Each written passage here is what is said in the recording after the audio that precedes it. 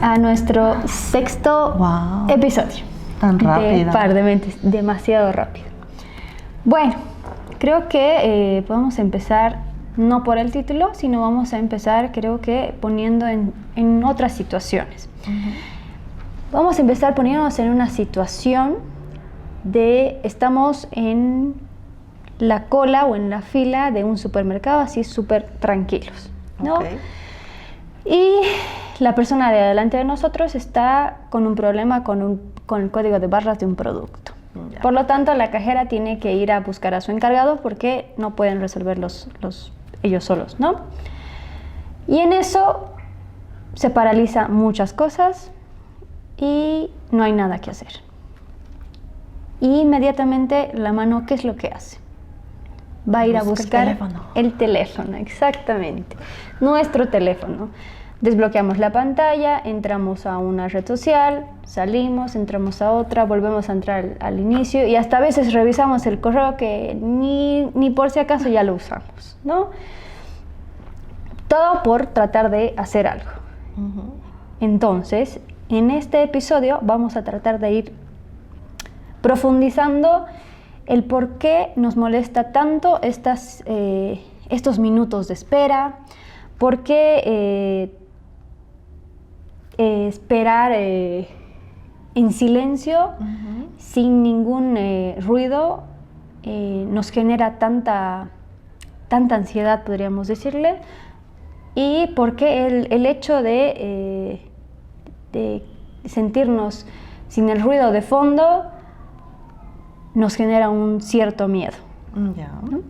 Y quiero empezar arrancando con una pequeña teoría de que es como que si tratáramos el silencio como una notificación molesta en el teléfono y estamos deslizándola cada rato con el dedo, porque el plan es deshacernos de eso, ¿no? del silencio, porque opera casi como una amenaza en esa situación. Porque vamos deslizando estas notificaciones, sigo con la analogía del silencio, porque el cerebro va a asumir este vacío como el que trae la información que no deseamos procesar en ese momento. Y vamos a mirar a otro lado y hacernos a los locos del silencio, ¿no? Pero también vamos a profundizar y diferenciar con todas las fuentes que estamos trayendo hoy día entre la soledad física y la soledad emocional. Ya. Ahí me gustaría complementar, por ejemplo, algo, ¿no? Ya que antes de empezar, cuando tú hablas, ¿no?, de la dificultad tal vez de estar solos o aguantar este tema del silencio, que es molesto, como esa notificación, muchas veces imaginamos, o cuando hablamos de soledad, imaginamos una casa vacía, una ruptura de pareja, imaginamos un fin de semana en casa sin nadie que te hable, estás tú solo, ahí con tu notificación silenciosa que llega. Y creo que, o la sensación, ¿no?, de no tener con quién compartir. Cuando terminaste una relación y te quedas ahí y dices, y ahora yo mis días los pasaba con tal, o hacíamos este plan, y ahora no tengo con quién, ¿no? Y yo creo que ahí va, no se trata más bien de no tener con quién compartir, sino qué nos pasa, lo que tú decías, en estos momentos, en estos fenómenos, donde nos quedamos uno a uno, conmigo misma, ¿no? Y es ver este espacio, esta notificación, como un espejo. ¿Quién soy yo en estos momentos, cuando no hay ruidos, cuando no hay personas, cuando estoy realmente en mi espacio? Claro, porque podemos diferenciar también, ahora que estamos en la época del fútbol, una persona que está en el estadio lleno de gente y sentir totalmente una desconexión total, o a la inversa, donde hay alguien que está a demasiados kilómetros fuera de la ciudad, con esta distancia de la humanidad, digamos, ¿no? Y está totalmente físicamente aislado, ¿no? En una montaña, podríamos decirlo, y sentir esta experiencia de la sensación de plenitud y seguridad absoluta, ¿no? Por eso no es la cuestión de la cantidad de gente que hay. Entonces, las fuentes que hoy te voy a traer hoy nos habla de esto, ¿no? Que no tiene nada que ver con el número de personas que existe en la habitación. Entonces, ¿dónde radica el problema? Porque incluso hoy es paradójico, ¿no? Hoy en día estamos más conectados que nunca. O sea, ¿no? Desde el COVID, yo te digo, me acuerdo ahí, porque decías, estoy solo, no tengo a nadie, nada. O sea, personas que han trabajado 24/7, ¿no? Estabas ahí conectado, el teléfono, no te podías mover. Y ahora tienes videollamadas, lo que decías hace un rato, redes sociales, TikTok, Facebook, llamadas. Puedes estar conectado desde la montaña o el cerro donde estés, pero aún así esta sensación de incomodidad persiste. Entonces me gustaría escuchar a ver qué autores tienes para ver este tema. Y antes de los autores quisiera decirte que el conflicto va a ocurrir desde esta relación que establecemos con nosotros mismos, ¿no? Cuando el entorno deja de proporcionarnos estímulos, cuando se apaga la música, cuando no tenemos con quién tener el otro de espejo, lo que tú decías, cuando no tenemos totalmente tareas que nos demanden la atención total de nuestra visión o de nuestra atención, ¿no? Valga la redundancia. Pues la mente va a estar obligada a interactuar con su propio contenido. Entonces vamos a generar una batalla en la cabeza, pero es de uno mismo, ¿no? Y este malestar, me alegra decir, que no es un subproducto exclusivo de nuestra era digital. Porque si bien siempre echamos la culpa a estos teléfonos inteligentes, como si nos hubiera roto la cabeza de repente, pero repasando estos textos que ya te vengo trayendo hoy día, vemos que el terror al vacío viene desde mucho atrás. Y citando a uno de los autores, que es Blaise Pascal, él ya mencionaba que en el siglo XVII ya tenía esta documentación de este fenómeno del tema del vacío, y él deja escrito que la inmensa mayoría de los problemas de la humanidad tiene que ver con la incapacidad de estar tranquilos y solos en una sola habitación.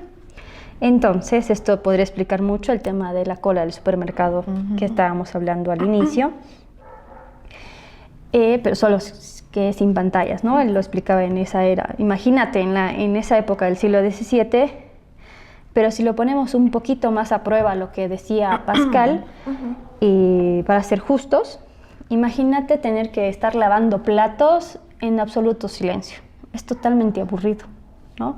Porque el cerebro tiende a tener una novedad constante, por lo que necesitamos estímulos. ¿O tú qué piensas? Mira, y cuando hablas de estímulos, por ejemplo, dentro de mi línea, Eric Berne decía que el ser humano no solo necesita estímulos biológicos, ¿no? No tengo hambre, tengo sueño, sino también vienen estos estímulos psicológicos, tenemos necesidades psicológicas.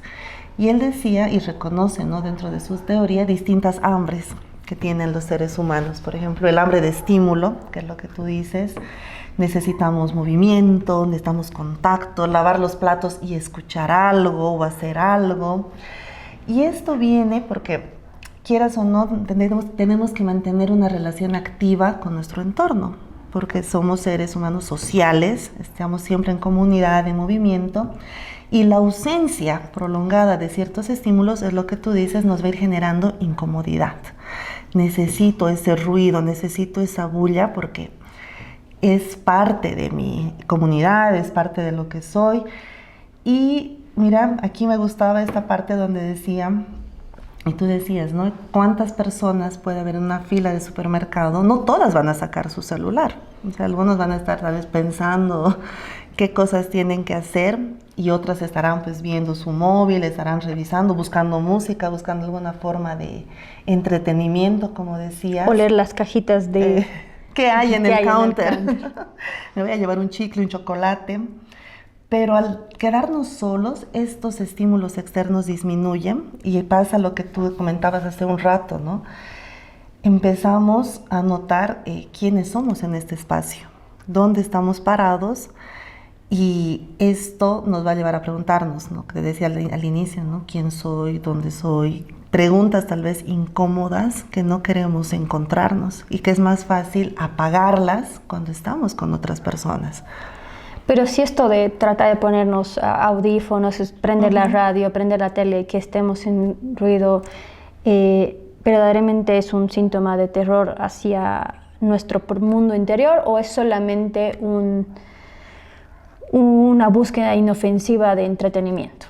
Es que eso tienes que saber diferenciarlo, ¿no? Porque tal vez si estoy aburrida, no quiero pensar en ese momento y me quiero distraer, o tienes que ver si todo el tiempo necesitas estar con alguien, porque no te olvides que esto también viene desde la infancia.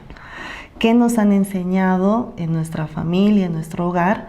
Y tal vez más adelante vamos a ir hablando del tema de los apegos, ¿no? O sea, si mi familia me ha generado seguridad y yo sé que puedo contar con mi entorno, con ciertas personas, yo voy a disfrutar mi soledad. Es más, algunos van a decir, pucha, yo cuando estoy en soledad soy la persona más feliz del mundo porque descanso, me relajo, tengo mis 5 minutos de alivio.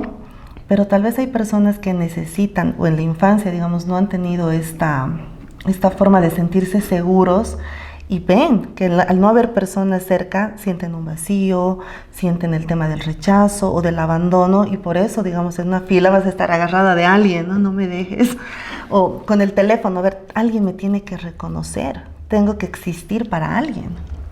Claro, y yo te lo voy a poner en otro punto, diferenciar esto del mero aburrimiento o este mecanismo de evitación del silencio o el vacío. Va a estar en cómo funciona nuestro enfoque de atención.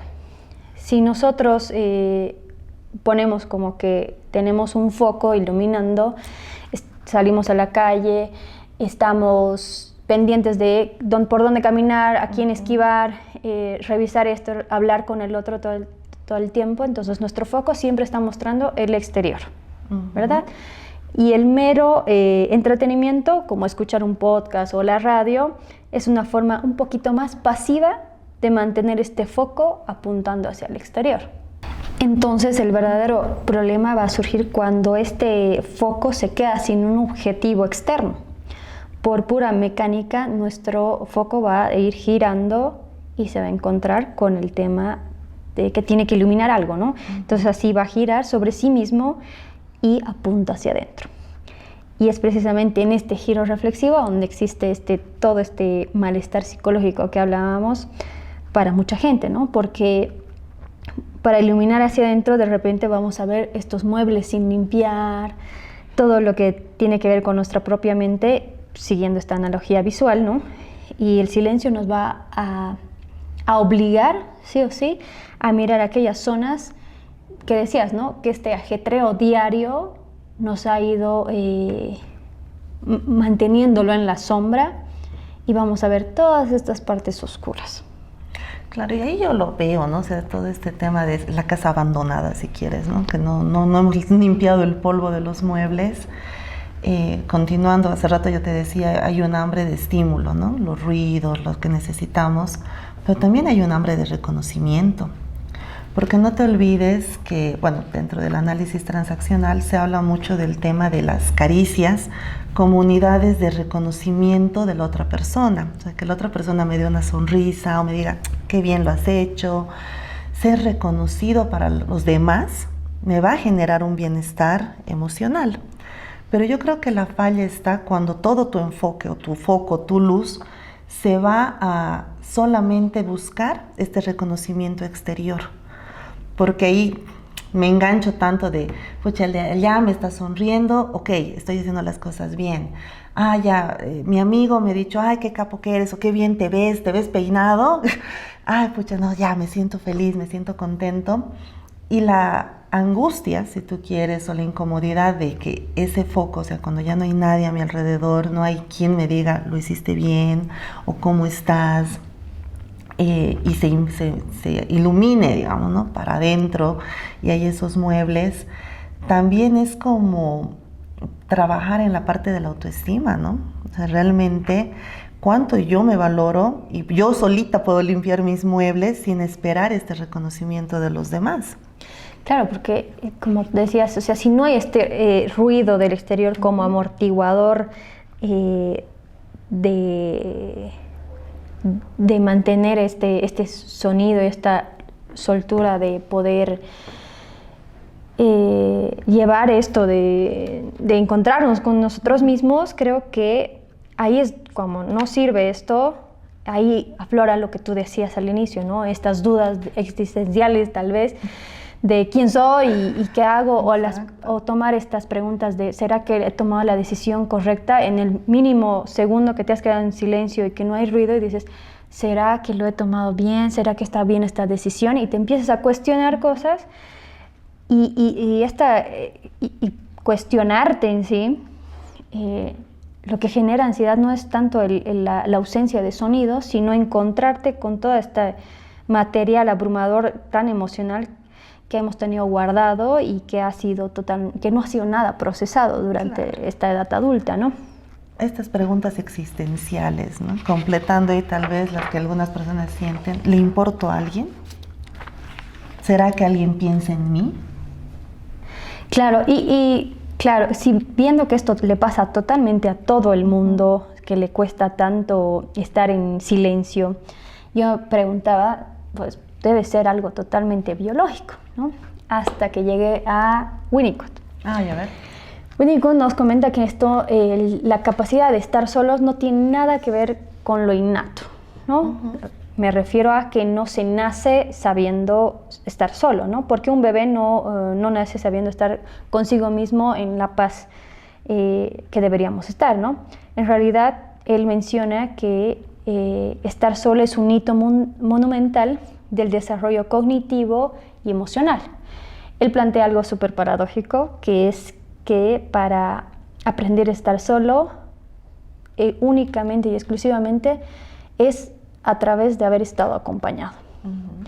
Te lo pongo en un ejemplo.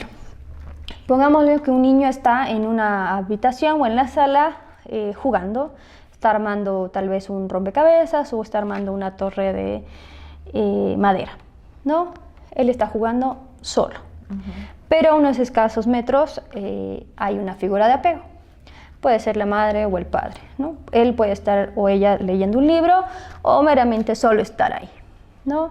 No hay interacción continua con el adulto, pero el niño siempre está levantando la vista para ver si este adulto sigue ahí. Uh-huh. Entonces, el momento en el que él revisa y hace esto, no hay una interacción de juego de los dos, ¿no? Uh-huh. Pero en este momento, el niño está experimentando su propia independencia, porque está generando una situación de un lugar como una red de seguridad que está bien desplegada, ¿no? Entonces esta presencia tranquila y constante va a permitir que el sistema nervioso del niño se pueda regular. Entonces ya no hay amenaza de abandono, no hay hipervigilancia de ¿qué estará haciendo? No lo ha sentido así en esta situación que te acabo de mencionar. Entonces él se siente a salvo. Entonces cuando va pasando el tiempo y el niño va creciendo, ya no va a necesitar esta figura sentada en el sofá, ¿no? Porque ya lo va a llevar como puesto, por así decirlo, ya que va a ir mentalmente, lo va a construir así, ¿no? Entonces va a permitir que cuando sea adulto y esté en una habitación, no sienta ningún tipo de amenaza ni peligro al estar totalmente solo y sin ruido, ¿no? Pero imagínate esta situación a lo contrario, ¿no? Es totalmente hasta cruel, porque si a este niño su figura de apego está en el sillón, se levanta, desaparece sin aviso, entonces va a generar también una estructura de inestable, ¿no? Y de peligro. Entonces este niño cuando sea adulto, va a sentir en la misma habitación que va a estar solo, va a sentir realmente como una amenaza de muerte en su estructura biológica también, ¿no? Porque va a ir procesando su mente de que está en peligro el hecho de que está solo, claro. Porque va a reactivar estas vivencias de la infancia, digámoslo así. Ahora dime. Por ejemplo, ahí me parece interesante, mientras ibas hablando del tema de los niños, ¿no? Y con su figura de apego y cómo van formando este tema tal vez de autonomía o seguridad. Hay una teoría que habla de los septenios, ¿no? Donde dice que cada 7 años las personas nos enfrentamos a un miedo diferente, ¿no? Por ejemplo, ellos dicen, de entre los 0 y los 7 años, tú te enfrentas con el miedo del abandono, Entonces es esta época, como tú mencionas, de los niños que agarran y buscan, ¿no? A los papás, ¿no? De dame la mano, no te alejes, no te vayas, ¿dónde estás? Y te van buscando. Y es tan importante, como decías tú, cómo los padres van a enfocar esto, de que si tú le das seguridad a tu hijo de jugar tranquilo, yo voy a estar acá contigo, puedes avanzar, puedes ser curioso, los niños van a empezar a crear más seguridad, mejorar tal vez el tema de la autoestima, van a ser niños que exploran. Y cuando crezcan, estos niños van a poder sentirse seguros, ¿no? A salvo. Pero ¿qué pasa con los niños a los que o sobreprotegen mucho o no les dejan explorar, ¿no? No vayas muy lejos, no hagas, o, ay, ¿qué me importa? Estás llorando, quédate ahí, y se sienten como abandonados, que va mucho con el tema de, como decías, ¿no? Este miedo hasta de la muerte, de estoy tan solo que necesito que haya alguien, como incluso me acuerdo del personaje de Linus de Snoopy, ¿no? Que tiene su mantita, que si bien no hay nadie cerca, tengo mi accesorio o algo que me da este valor para seguir avanzando.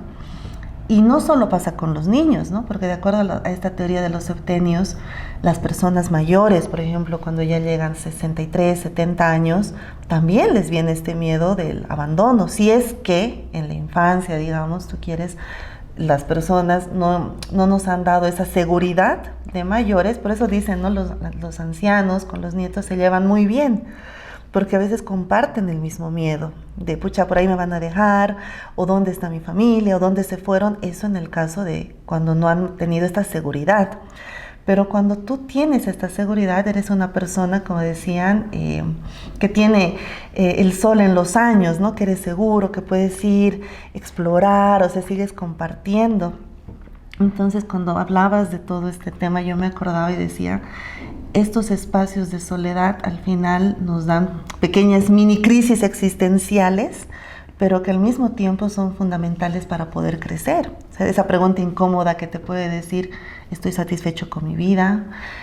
¿Hacia dónde estoy yendo? ¿Qué quiero realmente para mí? ¿Quién soy yo fuera de mis responsabilidades o sin el, como hablábamos en episodios anteriores, quién soy yo sin el rol que estoy ocupando, ¿no? Claro, y obviamente, y planteando otro autor, te podría decir que igual Freud habla sobre la estructura de que el ser humano es profundamente relacional, ¿no? O sea que estamos programados para estar juntos, porque básicamente el cerebro humano ha evolucionado para pertenecer a un grupo, porque si lo piensas, en la prehistoria no podías estar solo, porque si estabas solo te morías, porque definitivamente o te tragaba un tigre o te peleabas con un oso, pero no podías estar solo, tenías que estar en grupo. Entonces, él habla sobre que buscar este afecto, los reconocimientos sociales y las validaciones eran realmente necesidades integradas de fábrica de nuestra propia especie, ¿no? Por eso te decía al inicio que esto viene mucho antes y no es de esta época de la era digital que nos ha quebrado, no tiene nada que ver. O sea que no hay nada malo ni patológico en buscar esta compañía, ¿no? Creo que es lo más sano y natural del mundo, pero hay una frontera muy fina, según lo que he ido entendiendo en los libros, entre tener que decidir de compartir tu vida con alguien y la necesidad desesperada de estar con una persona para mantener en pie tu estructura emocional. Y ahí va a radicar la diferencia, ¿no? De querer a alguien porque te aporta algo en tu vida y tener la necesidad de estar con alguien como si necesitaras un tanque de oxígeno, ¿no? Porque ahí la diferencia es la libertad de la elección. Pues cuando uno tiene la incapacidad de estar solo o consigo mismo y es muy alta esta incapacidad, pues la búsqueda del otro como compañía ya pierde el elemento de la libertad, ¿no? Porque ya no eliges, ya no es una opción, ¿no? Ya es un mecanismo de sobrevivencia para tener que estar con el otro, lo que tú mencionabas al inicio, ¿no? De si estoy con esta persona o estoy rodeada de cierto círculo de personas, tengo un valor, ¿no? Entonces es esta la diferencia entre tener que elegir y estar rodeada de gente por la necesidad totalmente de la valoración como sujeto, ¿no? Como mantenerte tu estructura emocional. Claro, ¿no? porque incluso ya es la pregunta, ¿no? O sea, tú dices, tal vez, ¿qué depende entre que yo elija a alguien porque lo quiero, porque me complementa o porque lo necesito, ¿no? Para sobrevivir? ¿Y por qué algunas personas, por ejemplo, pueden sobrellevar muy bien sus espacios de soledad? ¿Y por qué para otros les genera angustia? O sea, ¿qué tal si ahorita todos se van, te vas tú, me quedo yo aquí sola? ¿Estaré tranquila o me dará angustia? ¿Por qué? ¿Desde qué lado podemos explicar esto? Como decía al inicio, tiene que ver con esta capacidad de cómo hemos ido creando nuestros espacios seguros desde la infancia. Lo que te decía, si hay una presencia de apego que nos genera confianza y todo, pues ya lo llevamos internamente y en la vida adulta ya no necesitamos de este externo para poder sentirnos seguros. En cambio, si lo transformábamos al otro que te decía, que estaba un ratito y luego miraba al niño y ya la mamá no aparecía y no estaba, entonces le va a generar desconfianza el hecho de estar ahí solo. Entonces cuando creces tienes esta angustia porque el lugar en donde estés va a ser como un lugar de amenaza, digámoslo así, un lugar de desprotección. Entonces a la vez podríamos hablar de esta asociación de estar en silencio con el tema de estar desprotegido, digamos. Claro, entonces por eso va a generar esta angustia que me estabas hablando. Claro, aquí vamos a ir hablando un poco tal vez sobre la teoría del apego, ¿no? Que tal vez en otros capítulos lo vamos a desglosar y hasta podemos dar de ejemplo al monito, al que andaba con su peluchito, ¿qué se llama? Ay, no me acuerdo. Pero ese es hecho famoso, que andaba igual con su símbolo de apego, su peluchito, ¿no? Claro, pero él tiene como este instinto de tener que estar en grupo, ¿no? Y del instinto a las personas hay una diferencia también, que podemos llevarle en otro capítulo que no también. Vamos a profundizar en este momento. Pero oye, es lo que tú decías, ¿no? O sea, construimos toda nuestra vida interior, si quieres, relacionándonos, aprendiendo si el mundo es un lugar seguro o no, desde nuestras primeras experiencias en la infancia, ¿no? Ya sea con el papá, la mamá, que nos dio esta seguridad. Y estas experiencias obviamente no van a desaparecer, se van a ir afianzando, ya sea que me han enseñado a tener seguridad en mi infancia, a ser una persona tal vez más segura cuando crezca, o si yo he aprendido que tengo que usar, no sé, pues ayudar o ser útil para los demás, para sentirme visto, también lo voy a usar, y por eso cuando no hay nadie me voy a sentir en angustia, ¿no? Porque era, como te decía hace rato, para mí es como que las personas de nuestro entorno, los roles familiares son como espejos, ¿no? Que nos rodeamos de espejos y digo, a ver, ya, yo soy una persona trabajadora por esto porque hago este rol en mi trabajo. Claro. Yo soy, la que ayuda, la que soporta, la que sostiene a los amigos porque como hago esto, entonces soy vista, ¿no? Pero cuando todos estos espejos se rompen o se apagan en soledad, ahí me va a venir esta angustia, ¿no? Claro, y ¿sabes qué? Pensando bien, también está Erich Fromm, que él habla sobre el temor más profundo del ser humano, es lo que él llamaba la separatidad, que era este estado de estar completamente desconectado del resto, ¿no? Si la angustia de estar solo te resultaba totalmente insoportable, entonces cualquier vínculo, sin importar su calidad, le iba a parecer mejor que estar enfrentándose al vacío, ¿no?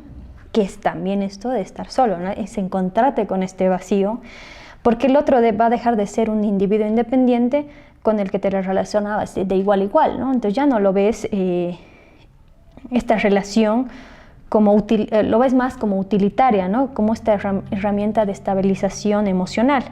Entonces estas relaciones tanto de pareja como de amistad, como decías hace tiempo, no importaba con quién esté, terminabas y ya te buscabas a otro, digamos. Obviamente con el tiempo, a pesar de que estas relaciones de amistades o pareja hubieran sido objetivamente perjudiciales o el vínculo haya sido desgastante de manera continua, las faltas de respeto o peor, ¿no? Hay parejas que ni siquiera se hablaban ni cenando porque la justificación era, pero al menos hay alguien que me espera en casa, ¿no? O cuando tienes muchos amigos y que no te gusta estar con ellos porque no, pero ya, ni modo, el vínculo, por lo menos tengo planes de los fines de semana, ¿no? Entonces creo que el fondo se utiliza a las personas como un analgésico. Entonces creo que vamos tomando estos analgésicos como un tratamiento sintomático, ¿no? Para el dolor agudo, que es enfrentarse al propio vacío. Claro. Mira, para mí yo creo que aquí la idea, ¿no?, que atraviesa tal vez todo este tema de la soledad es que muchas personas creen, ¿no?, que temen estar solas, cuando en realidad tal vez lo que tienen es el miedo de encontrarse consigo mismas, ¿no?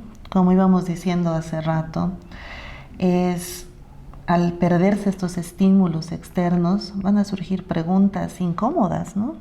¿Quién soy? ¿Qué hago con mi vida? Las crisis existenciales, ¿hacia dónde debería ir? Van a aparecer también emociones no resueltas, ¿no? Miedo, abandono, vacío, momentos de inseguridad. ¿Qué debería hacer yo con mi vida ahora?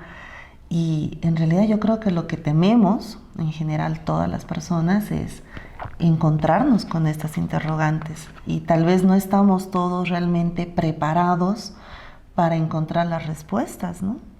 Y creo que el verdadero objetivo del desarrollo personal, si vamos a sintetizando todas las teorías que hemos mencionado y todas las fuentes, creo que es lograr lo que llamamos la autonomía emocional, ¿no? Que poder aprender a estar solas, obviamente es un proceso activo, que sería, como decíamos al inicio, poder amueblar tu propio interior y observar los pensamientos más oscuros sin que detonen alarmas de pánico que van a generar en el mismo cuerpo también, ¿no? Y creo que es importante el hecho de estar solos no significa que nos vayamos a aislar de los demás, sino es aprender a sentarnos en una habitación solos y saber que estamos en buena compañía. Y es lo que tú dices, ¿no? No se trata de soy fuerte, no necesito a nadie, sino aprender a decir, puedo estar sola o puedo estar en grupo sin perderme a mí misma, ¿no? Sí. Claro, porque lo que mencionas, esto de aislarte de yo no necesito a nadie, ¿no? También es la otra cara de la moneda de este temor al vacío también, ¿no? Este rechazo de no necesito a nadie, por eso no tampoco es estar solo, ¿no? Exacto. Sino es lo que decíamos, es aprender a estar contigo mismo, ¿no? De esto, de compartir contigo y entenderte y responderte a estas preguntas tan incómodas que tienes contigo mismo, que vas ocultando de tu vida diaria, ¿no? Entonces ahí el punto es aprender a escucharnos, ¿no? Saber realmente quiénes somos en esos momentos cuando hay silencio. Como me acuerdo una experiencia antes de finalizar, digamos, el segmento, no sé si has ido a Toro Toro, a las cavernas de Humajalanta.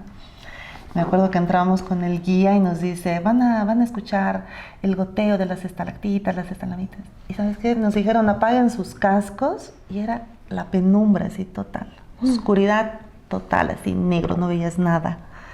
Y nos guarden un minuto de silencio, ¿sí, no? Tú eras de, ¿a qué hora sonará algo, pasará algo? Y empiezas a escuchar, ¿no? Clic, clic, clic, las gotitas, cómo van cayendo.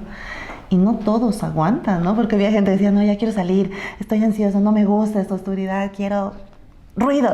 Y se refleja en el cuerpo, ¿no? Exacto, la tensión que tenían, así. Cuando todos prendieron sus luces, había gente que decía, es alivio, hay otras personas en mi entorno. Entonces, a veces se trata de avanzar, aunque con miedo, ¿no? O sea, avanzar y hacerte esas preguntas que, ¿quién soy? ¿Dónde y estoy? poder responderte, ¿no?